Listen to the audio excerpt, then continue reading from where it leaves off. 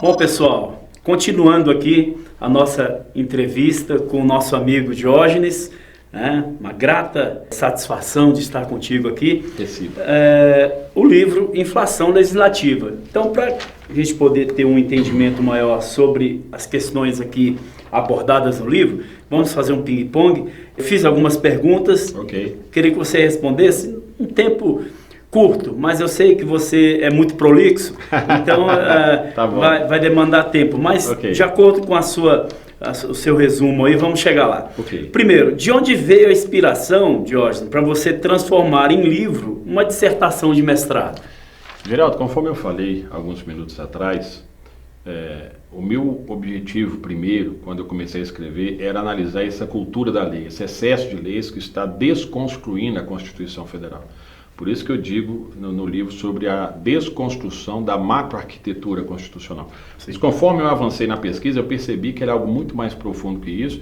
E, inclusive, eu tive a grata satisfação de ter como orientador do mestrado o ministro Aires Brito, ex-presidente do Supremo Tribunal Federal, ex-presidente do TSE. Grande referência. Uma sumidade no direito, na interpretação do ser humano, foi uma bênção de Deus na minha vida. Então ele mesmo falou: Diógenes, está interessante o seu trabalho e eu acho que você deveria escrever um livro sobre isso. E daí surgiu a ideia do livro.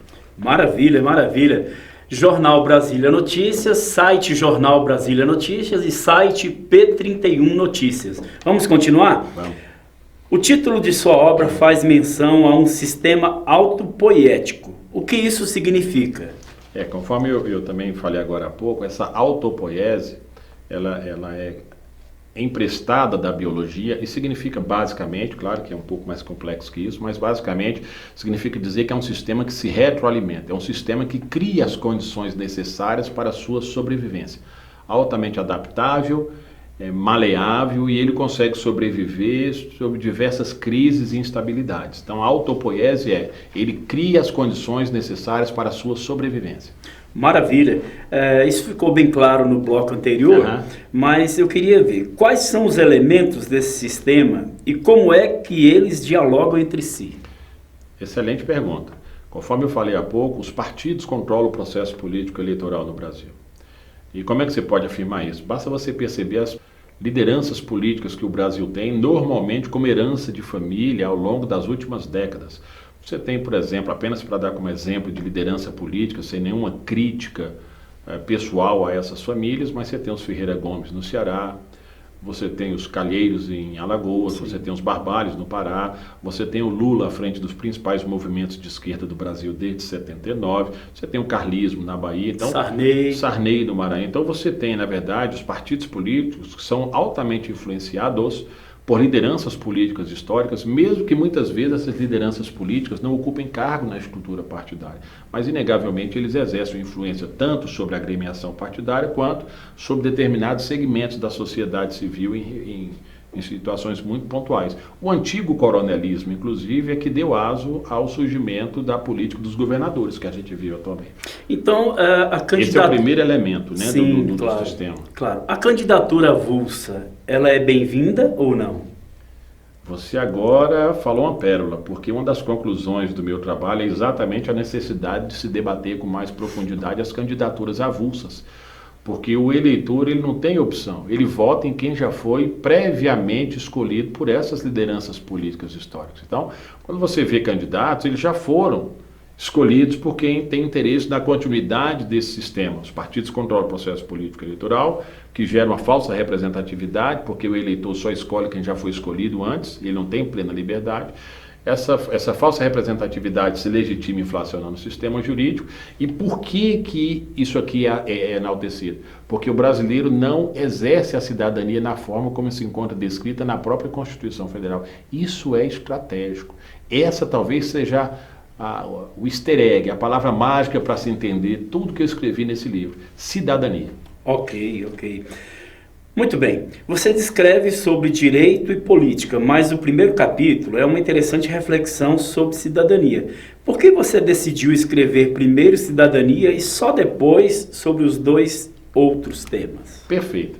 Conforme eu disse, a cidadania plena, completa, na forma descrita pela Constituição, é a mais poderosa e talvez a única ferramenta de se interromper a funcionalidade desse sistema. Observa, a Constituição Federal, ali no artigo 226, ela diz que a família é a base da sociedade e merece proteção especial do Estado. Observa, a Constituição Federal não define o que é família e nem poderia fazê-lo, porque a família antecede a Constituição Federal. Essa lógica precisa ficar muito clara. Então, a família é o primeiro estágio da formação da cidadania, está no 226 da Constituição.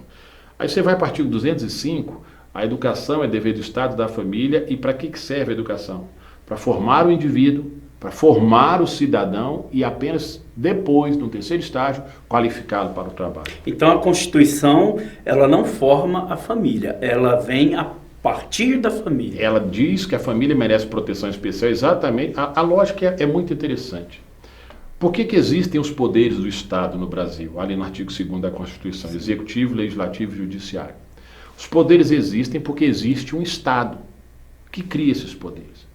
Como é que surge esse Estado?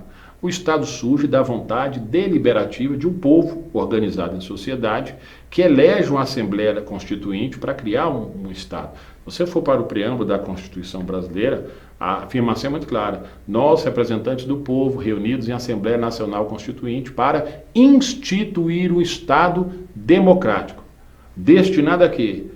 A consecução dos direitos sociais, primeiro os sociais, depois os individuais. Isso é muito importante se dizer, porque hoje a gente vive um momento em que as pessoas acham que cidadania é exercício de direitos. É meu direito, eu sou cidadão? Não.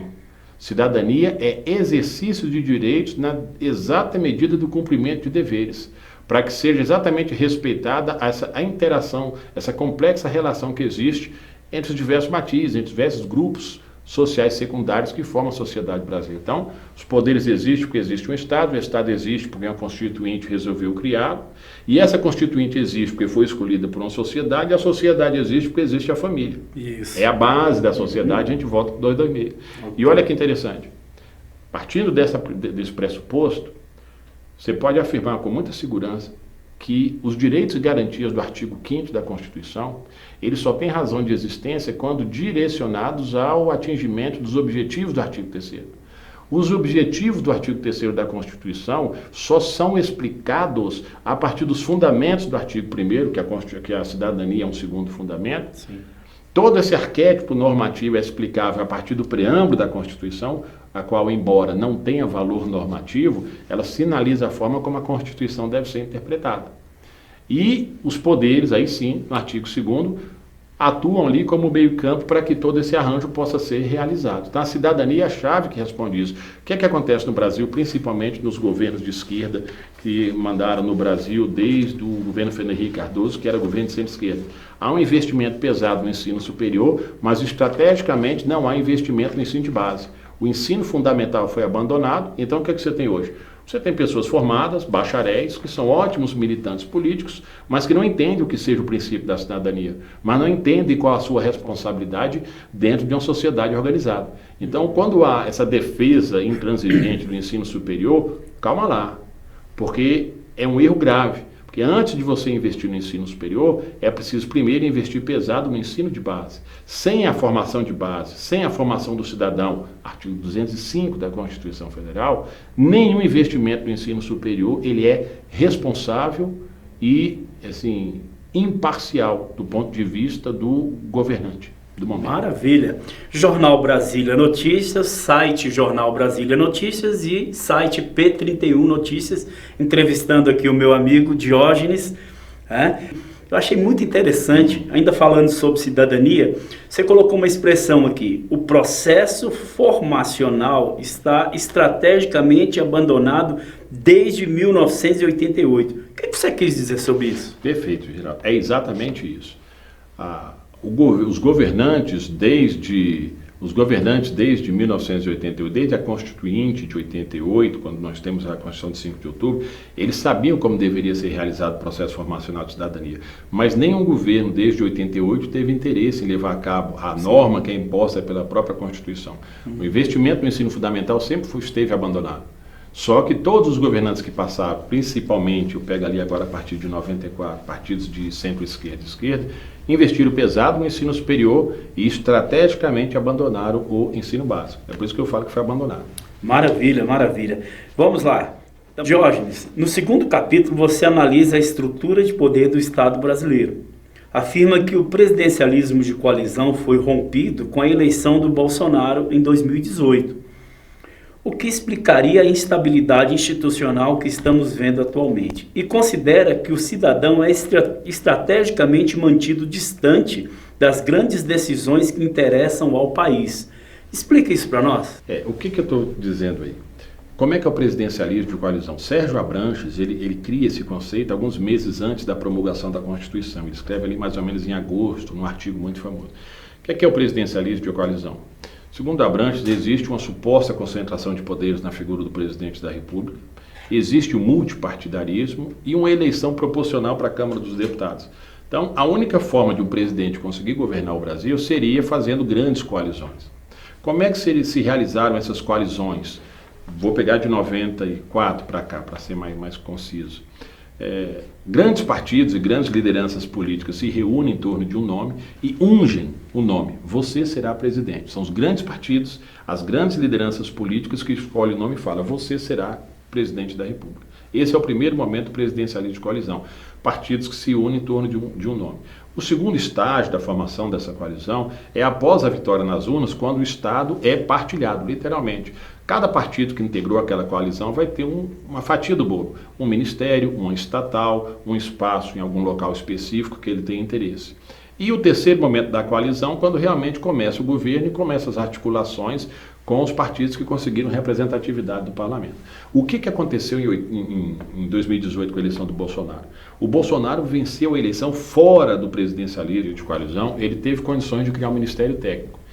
E a sociedade gostou de um ministério técnico, porque os resultados alcançados são extraordinários em todas as áreas. Tereza Cristina, Tarcísio de Freitas, o turismo, todas as áreas que você pegar, você vai ver que apresentaram bons resultados. Mas o sistema ficou instável, porque não são grandes partidos que continuam dando as cartas do jogo. E esse talvez seja o principal motivo dessa instabilidade que a gente vive hoje.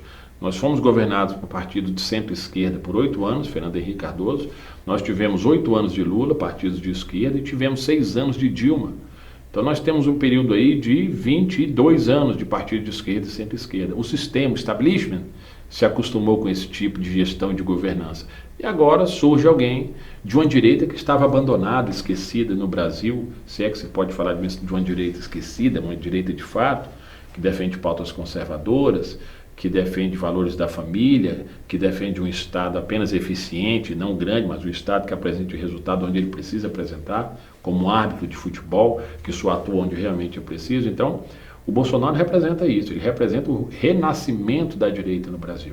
E isso é extraordinário, porque a democracia, para se fortalecer, ela precisa que essa característica binária seja mantida, esquerda e direita. E nós não tínhamos isso nos últimos 22 anos. Sim. E o equilíbrio surge, então o sistema está instável. E se você observar bem, não há nenhuma ação do Bolsonaro que você possa caracterizar como algo ameaçador da democracia. Tudo que ele faz é dentro da Constituição Federal. Você pega algumas decisões do Supremo que são criticáveis, algumas decisões, como esse inquérito da fake news, como, por exemplo, com todo respeito ao ministro Celso, quando ele ainda era ministro do Supremo, impedir que o presidente da República nomeie um diretor da Polícia Civil. Isso é atribuição do chefe do Executivo.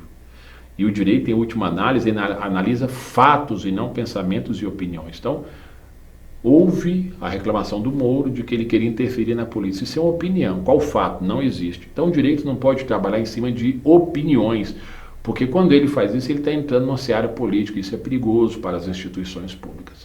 E o resultado que a gente tem de todo esse arranjo, que rompeu o presidencialismo de coalizão, apenas para fechar esse raciocínio, é que as eleições desse ano são extremamente importantes para o Brasil. Porque, conforme eu disse, nós tivemos 22 anos de governo de esquerda, nós tivemos antes disso um regime de instabilidade democrática. O ministro Dias Toffoli disse que foi um movimento de poder, o acontecimento de 64, alguns dizem que foi um golpe, alguns dizem que foi uma revolução. O fato é que a gente não tinha efetivamente uma democracia pulsante, vibrante. E agora nós tivemos 22 anos de esquerda e tivemos um governo de direita. Um governo que enfrentou uma pandemia que nenhum outro governo enfrentou, um governo que enfrentou uma grave crise hídrica, um governo que está enfrentando a guerra da Rússia com a Ucrânia e ainda assim tem resultados altamente positivos. É nisso que a gente tem que se ater. Particularmente, eu falo mais uma vez aos cristãos, abandone o aspecto passional da sua análise política. Vamos comparar resultados, é isso que eu me atenho, fatos e resultados. Você pegar, por exemplo, o resultado primário das contas públicas do Brasil, quando o Lula assume em 2003, você vai ver ali um superávit primário de 63, 64 bilhões. Final do governo Dilma em 2015, o governo PT deixou 130 bilhões de déficit primário, quebrou as contas públicas. Quando ele pegou o governo Fernando Henrique, era a oportunidade dele fazer as reformas macroeconômicas. Sim. E ele não fez. Não fez, preferiu investir no populismo e no consumismo. Sim. Muita gente comprando tudo que queria e depois todo mundo com nome sujo no Serasa. E o Brasil não teve a reforma tributária, não teve a reforma política, não teve as reformas que de fato precisaria. Você pegar a capa da revista The Economist da época, tem uma que é o Cristo Redentor como um foguete voando, que seria o Brasil. Sim. E menos de um ano depois, uma outra, como se tivesse dado errado o voo e ele se jogou no mar. Por quê? Porque ao invés do Lula se valer da popularidade que tinha, do Congresso que estava na mão dele e da força política que ele representava e fazia o que o Brasil precisava para se tornar realmente um país desenvolvido, ele preferiu investir na popularidade dele. Então ele quebrou as contas públicas. Se você pegar homicídios de 2003 e comparar com o homicídio de 2015, teve aumento. Se você pegar a taxa de desemprego em 2015, ali algo próximo a 14%, hoje está em 8,5%, mesmo com pandemia. Então, sim, os resultados econômicos são extraordinários do governo Bolsonaro. Isso é um fato, isso não se discute. E aí, com relação a se manter o cidadão distante do jogo político, o grande exemplo que a gente pode falar disso é o tal do chamado orçamento secreto, que não é secreto. O que não é divulgado é o nome do parlamentar que indica. Como o cidadão não entende o que é cidadania, já falei sobre isso, então ele acredita no que a grande imprensa fala. E a imprensa não é imparcial, nunca foi, é direito dela. Só me engano, lá nos Estados Unidos você tem a Fox, que é republicana, você tem a CNN, que é democrata, e no Brasil você também tem isso. Então, como cidadão, você tem que buscar 2, 3, 4 fontes para você saber realmente o que é a verdade e o que é narrativo. Por exemplo, o que é orçamento?